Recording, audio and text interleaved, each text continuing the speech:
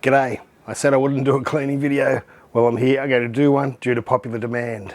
I also want to talk about pacifying things. Do I normally go out of my way to pacify stainless steel? No, I don't. But I'll tell you why. G'day. I briefly went over cleaning the system the easy way in the unboxing video, and that is fill it right up to the top with some water, chuck your soap in, your sodium bicarbonate, whatever you're going to use to break down the grease, heat it up and let it run for 10 minutes through the pump and everything else, and then give it a good rinse. That's a great way to clean it. It'll work. But of course there's many ways of doing these things. Let's do it using less water, and for those that like to pacify their stainless steel, we'll do that too. Now the reason I don't talk about it much, I've often been asked, is because I don't go out of my way to do it. I don't think it's necessary. And the reason why I say that is that I've spoke about my metalworking past before. I used to work in a hospital environment making leg irons or calipers for crippled kids, which they use different words these days, but it was called the New South Wales Society for Crippled Children. Now we used all sorts of stainless steel, from medical grade down to the cheapest grade you can get. We welded it, we brazed it, we migged it, we tigged it, we grinded it, we polished it, but we never pacified any of it. And it was sitting in people's crotches for years. They'd come back, even when we've welded steel to it or brazed steel to it, and it wasn't rusty. It was still in great condition. So that's why I've never been too worried about pacifying things. Now, I know it's different for breweries. If you've spent $50,000 on a great big fermenter and you want to cover your butt and make sure you don't get rust in it, go ahead, do it. They usually do a nitric acid bath, things like that. I don't like using that at home, and I think it's a little bit of overkill. So let's do pacifying as well, but you can just do it easily with something you can buy in Woolies. You don't have to buy special chemicals. You've probably got the chemicals at home already. So we'll have a look how I do that after we do a quick clean of the pump and the tubing that we can't see. All right, follow me to Woolies and we'll get some barkeeper's friend.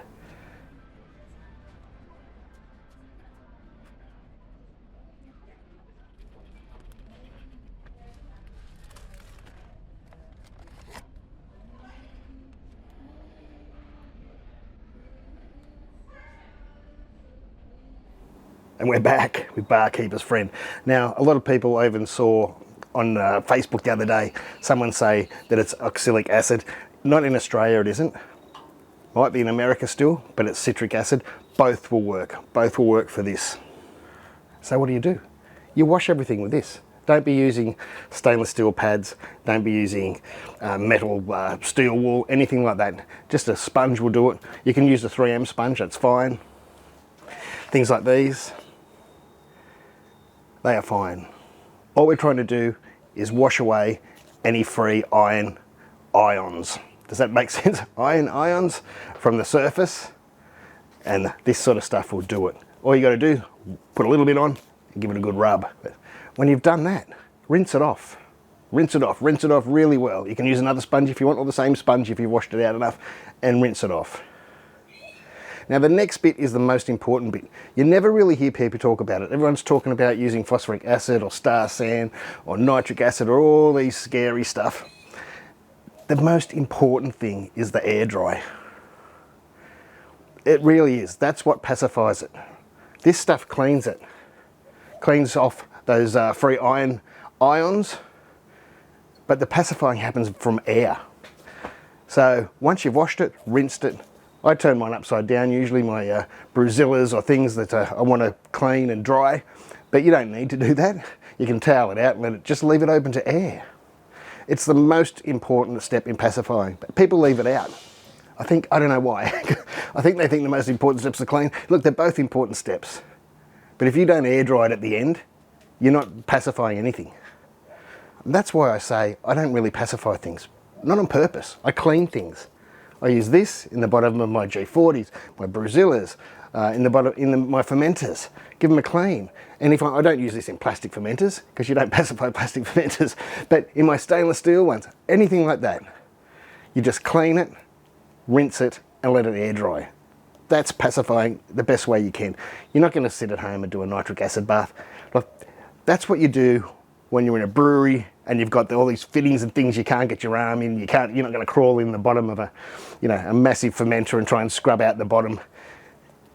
That's a different thing.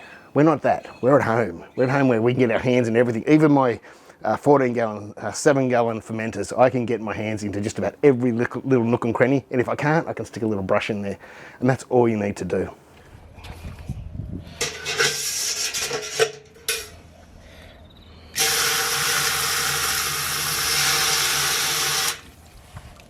Here's a hint. Do that, and it's going to go much faster.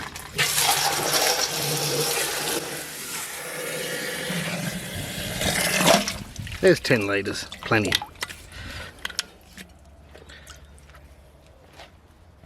I might whack the bottom of the malt pipe in just to give it a clean. And I just had to go looking for the top because I don't use the top very often. But we'll whack that in as well, eh? Now, I haven't turned this on yet. So I'll go and plug it in and we'll see what happens.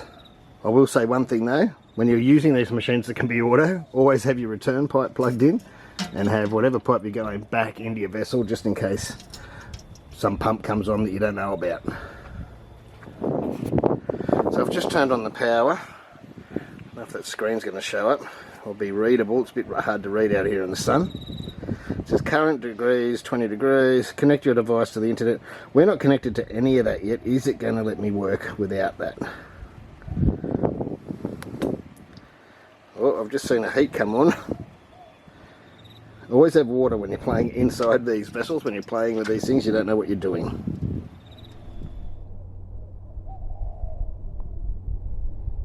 So there on the screen it tells you what Wi-Fi to connect to and the password. Let's go into the internet to the Wrapped and I'll put in that password and press connect. Hey. Now we are connected to the Wrapped and I want it to connect to Unicorn Glitter and I know the password for that. Join and success. Now my Wrapped controller on my BrewZilla Gen 4 is connected to my household, or the kids' Wi-Fi actually. That's closer to my garage.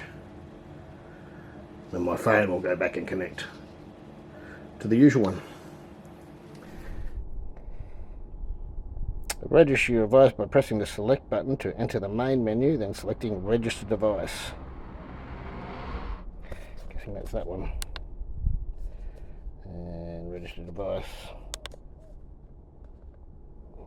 And it says go to the Wrapped portal to put in your validation code and the MAC address and everything. Add new device, BrewZilla. Next, and that's where I put in the info. So I put in my codes. This was the next screen. Just give it a name. And there's my Gen 4. I did have to log in and log out, and then it popped back up. Maybe I could have just refreshed the page, but I logged out and logged in, and the Gen 4 is there. And so it is set to that 56.3, like when I pressed play on it before it was registered. And by the looks of it, we're already at that temperature. Let's go and have a look. And there we are. We are at temperature. Overshot a little bit. That's okay. I haven't set anything in this except the temperature by pressing play. And that didn't take long at all. But there is only 10 litres in it. How do I adjust that temperature? Target. Yeah, there, if I can just press up and down. I reckon 60 is a good cleaning temp. You can go to 80 or something, but 60 is pretty good. I just heard the elements kick in again. And that'll do. I'm just going to leave it there to heat up and we'll put the cleaner in. You can tell it's heating there because of the flame icon. I do have caustic, but I'm not going to use that. I never use that in my brewery when my kids are around. It's very, very dangerous. You can use your sodium bicarbonate, but as I said, this has got oils and greases on it from manufacturing. You want to use some sort of soap, so you can mix it in with some TSP or sugar soap. That would be fine. Keeping it simple, I'm just going to use some powdered brewery wash for this. Stellar Clean, this one. 10 grams per litre it says for kettles, 5 grams per litre for tanks. Look, there's about 20 odd grams in a scoop, and I got 10 litres in there. I'm just going to put a scoop in.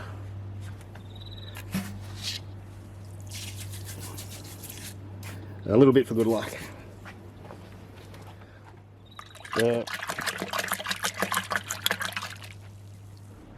You do have to be careful of sodium bicarbonate causing bubbles down below and getting in your pump, but we'll see how we go. Sometimes you just leave it for 5 minutes or so and the bubbles settle down.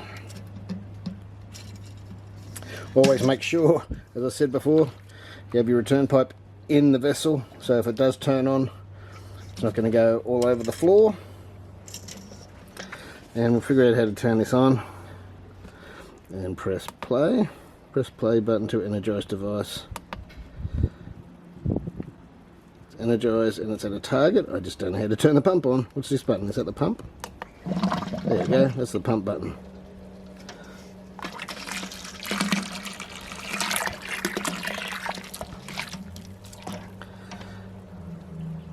I'm just going to leave this go. 10 minutes is plenty of time. If you hear the pump struggling, it might be that there's bubbles in the pump.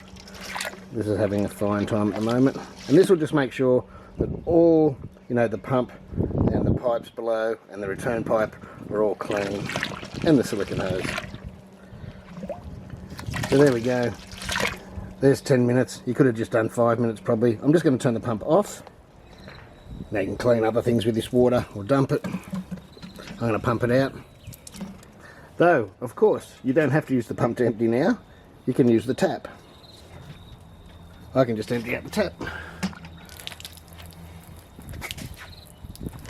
Of course, if you're inside the brewery, you use a bucket. If I was inside the brewery, I'd do something like that. Right, so I'm going to get this out of the way. You might be able to see a little bit better. And you can just hose it down.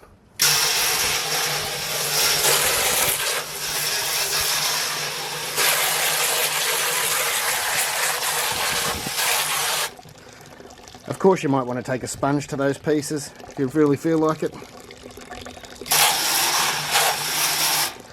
And that's just emptying out and rinsing everything out into the bucket. But we need to rinse this as well. So we can turn the hose off, put some more water in.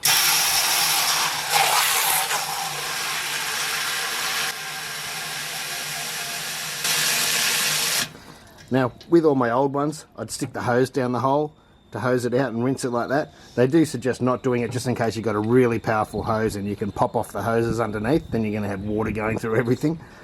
So they suggest not doing that. But now I've got some fresh water in there and I can pump it through and turn the pump back on and rinse those pipes. Depending how much soap you used, you might do that 2 or 3 times. Though I've got plenty of water in there. I made sure it was completely empty before I did it. That's probably fine just with that couple of litres, giving it a rinse. We'll stop that. And I'll empty that out through the tap. And this is what is so good about these bottom draining vessels. You can totally clean them out without having to shift it easily. Much easier than when you've got, you know, 2 or 3 litres left of gunk in the bottom. So I can get rid of these now.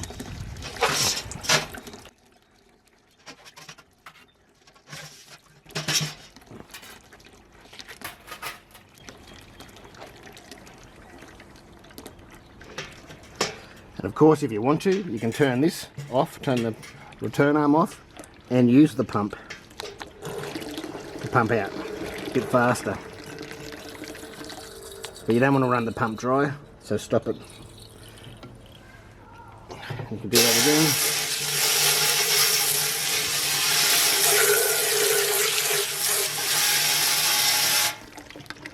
And I can run the pump. But you might get air bubbles in the pump and it might stop, which isn't real good for the pump.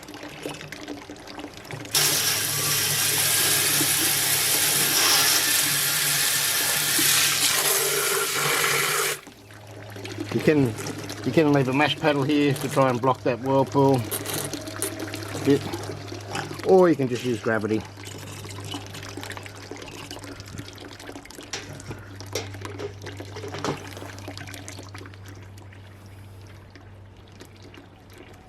I'm going to stop it there, leave a little bit of water in it. So moving on to passivation, there's a little bit of water there, that's enough. There's my barkeeper's friend. You really don't need much. That's probably more than I've used ever. And I mean that. And all you got to do, give all the surfaces a good rub.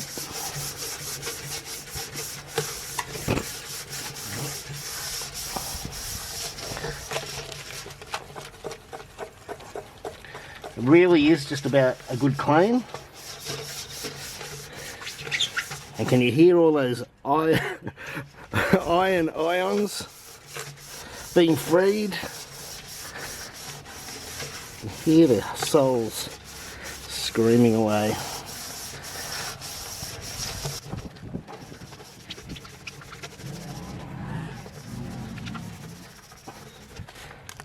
That's it. Rinse it. So I'm going to open up that tap again, and I'm just going to get the hose through there.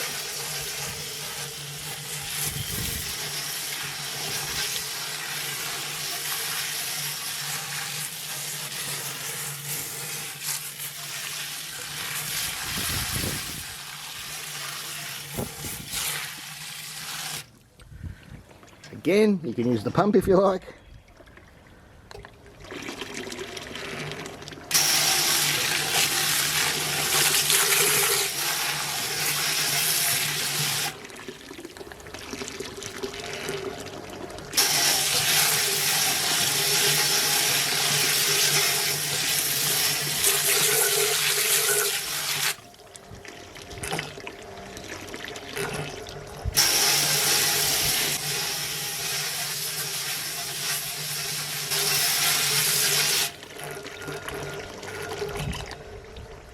Let it drain by itself. That was the pump, but I've turned it off.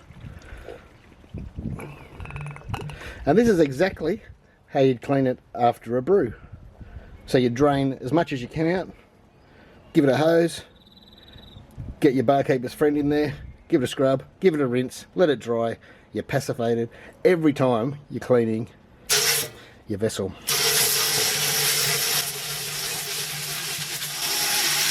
Here's the pump again if I want. Or just use gravity. Rinse it as many times as you like till you're comfortable. Since I've had that soap in there, I might shut that tap again. Put a bit of water in it.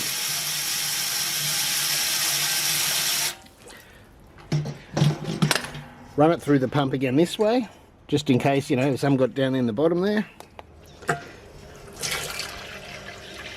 By the looks of that, nothing really came through. There's no soap or anything. I can't see any bubbles from that. So that's good. And we'll turn that off if we're going to empty it with the pump. Turn it off the side there. Turn the tap on.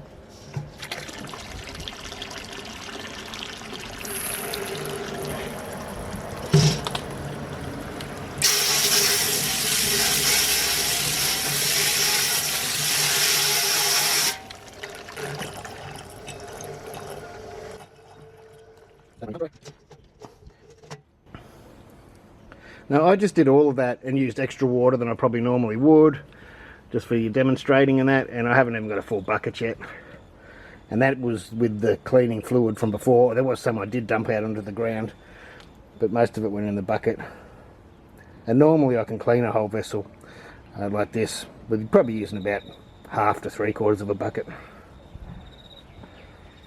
Now what I would do next, you don't need to do this part. I'll take that off. Hang that up somewhere to dry.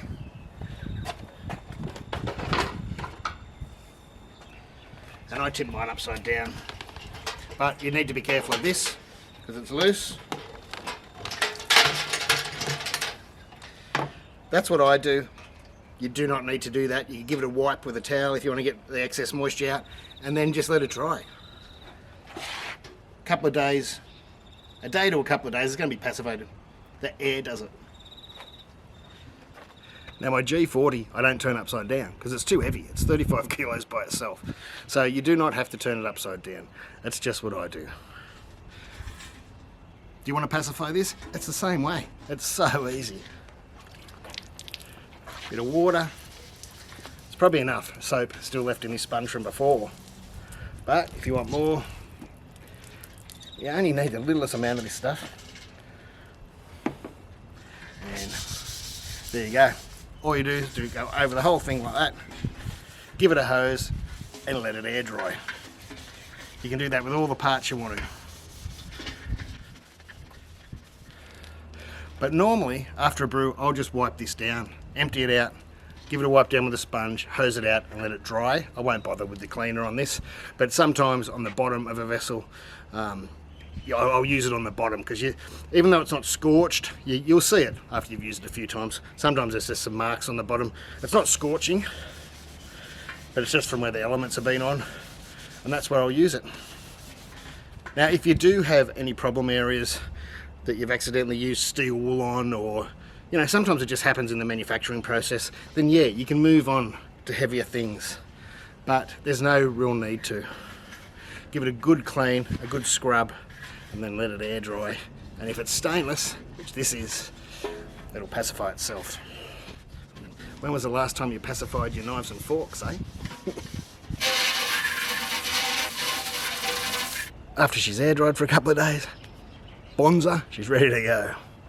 So I hope that's helped someone. Thanks for watching. That's why I don't usually mention pacifying, because it's not really a big deal.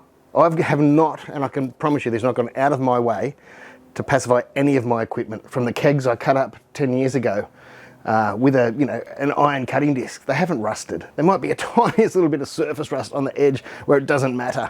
But that's after they've been sitting out for 10 years, I haven't used them in the backyard. All the equipment I use all the time in here, it gets washed all the time. Everything is fine. There's no rust anywhere. It's fine. So anyway, thanks for watching. Like, subscribe, share. Thanks to my patrons, because without them, what's this thing going on? I don't know what it is. None of these videos can happen. I'm still short of breath, but I'm getting better. Cheers.